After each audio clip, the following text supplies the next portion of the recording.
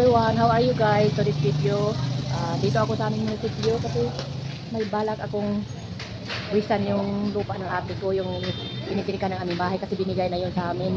Kaso lang, hindi ko nadala yung declaration. Tapos, masungit pa yung babae na nasimangot.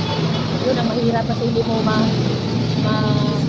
ng tamang pag-uusap kasi nga nakasimangot at saka walang ganang magsalita. Kaya yun, ang hirap talaga dito sa loob. Kaso lang, mahirap kasi yung nakatagpo ka ng mga masusungit na mga nagtatrabaho sa munisipyo, yung ganon. Kaya parang babalikan ko na lang kasi nga siya, yung hindi mo siya matinong kausap. Kailangan mo talaga magdala ng mga papel para mayroon siyang mahanap. Kasi hindi niya talaga mahanap kung ano ba daw talaga. Kaya ayun, aalis muna tayo sa ngayon. Babalik pa tayo dyan. Sa baka next pag may time, di ba? Ganun lang.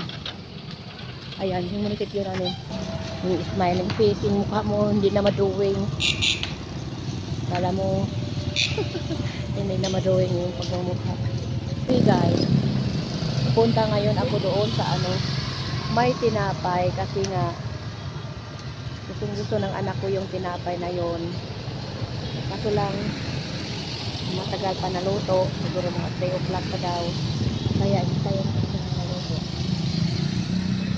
dahil babalikan ko yon doon kung naluto naman. Nagbablog muna ako sa ngayon.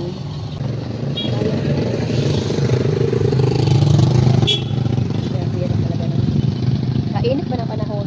Hindi mo na ako sasakay. Wala pa ako sasakay ngayon. Ano pa?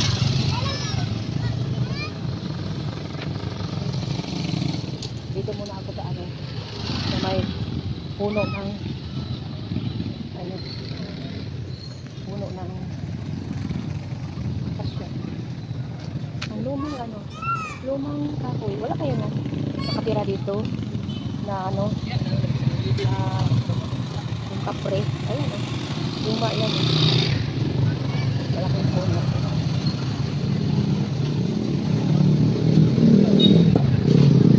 Upo muna ako dito saglit, diba?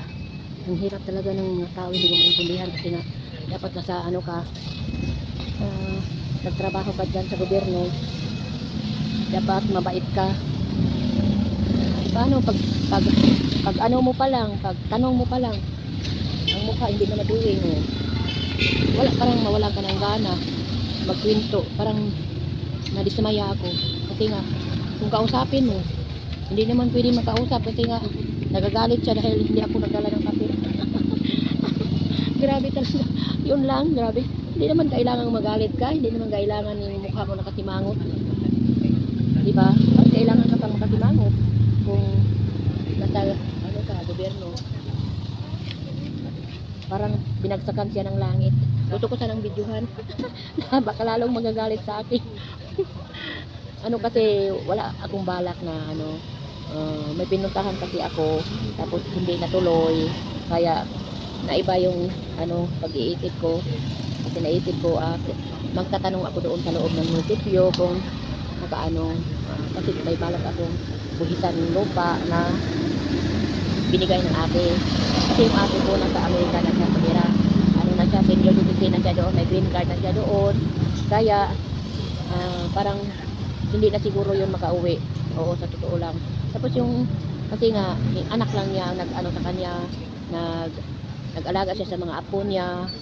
Kaya parang mahirap na siyang makauwi dito sa Pilipinas. Sa na lang kami nakita sa malaking cross. Kasi nga di naman siya makauwi. Hindi siya nakabakasyon, matagal na. Kaya walang turuhan na makauwi siya dito sa Pilipinas. Kaya yung lupa na yon binigay niya sa akin. Tapos yun ang titulo nandoon na sa akin. Hindi ko na nabuhisan kasi nga wala pa akong balak magbuhis dahil hindi ko naman, parang wala akong gana dahil hindi nga akin lupa. Pero sabi na sa akin, ikaw nang magbuhis, bigay ko na sa iyo yung lupa. So kaya maghanap ko ng paraan na mabuhisan ko siya. Siguro malaki na ang mabayaran ko dahil matagal na yung binabuhisan, ilang taon na. Nandito pa yun siya nandito pa siya dito sa city. Kasi nga hindi na siya makapagpakasyon dahil senior citizen na siya. Hindi ko na nga nakita yung mukha niya kasi yung anak niya parang sakin. Ayaw niyang, hindi ko makontak yung cellphone niya. Ewan ko, parang sakim yung anak niya eh. Saka hindi ayaw niyang nag friend request ako doon sa Facebook eh. Hindi siya nagtanggap. Baka iba na ang niya, iba na ang takbo ng utak niya dahil na doon na nga siya kumaki. Hindi niya kami kilala. Ang ate ko naman is mahal na mahal niya kami kaso lang wala siyang magawa dahil wala siyang trabaho. Eh, siguro may matanda na. Senior citizen na siya doon. May green card na siya doon. Tapos siya ang nag-alaga sa mga apo niya dalawa. Kasi nga yung anak niya naghiwalay na sa Pilipino din. Migrant doon sa Amerika, sa New Jersey. Tapos yun, nung naghiwalay na sila yung lalaki, yung ate ko naman ang nag-alaga sa apo niya dalawa. Puro babae. Malaki na sila ngayon. So, habang tumatagal, ang ate ko ay tumatanda na, senior citizen na doon, may green card na siya doon. Magkapira na siya, kaso lang, yung, iwan ko, hindi ko kasi siya makontak eh. Hindi ko siya makausap. Kaya, si Lord na lang bahala. Anyway guys, papunta ako ngayon doon sa may bakery, sa Vanis Bakery, para magbili ng tinapay na gusto ng anak ko. Tsaka gusto ko rin yung siya dahil malambot. Kasi nga di ba wala akong ngipin. So let's go guys, punta tayo doon.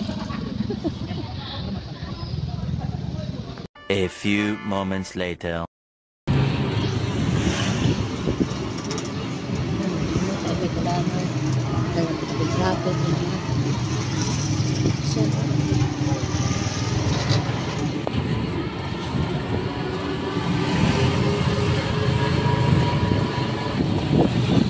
Later.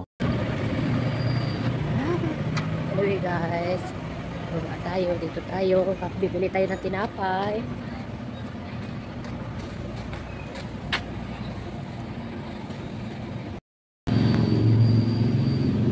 Bibili ng tinapay.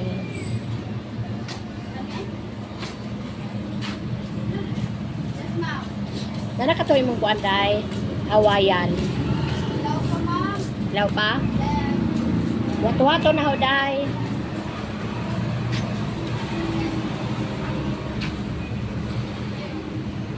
Wato-wato na ho, ha? Ang Hawaiian. Ang sa kurasa ka tumakuan. Pero sa kurasa man ang Hawaiian. Yun ako guys, grabing init talaga, grabe.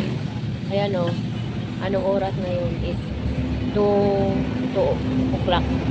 2:15. Grabing init guys, o. Nagpupo ako dito dahil naghihintay ako sa tinapay. Kasi nga, malapit na daw maluto. Kaya hinihintay ko lang. Nakakainis kasi matagal kaya masiguro. Iwan ko yung salang, diba?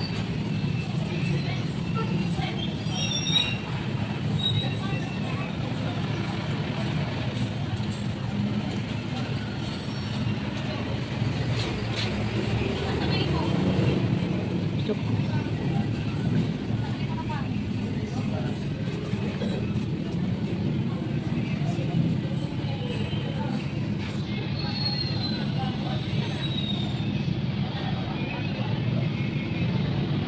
50.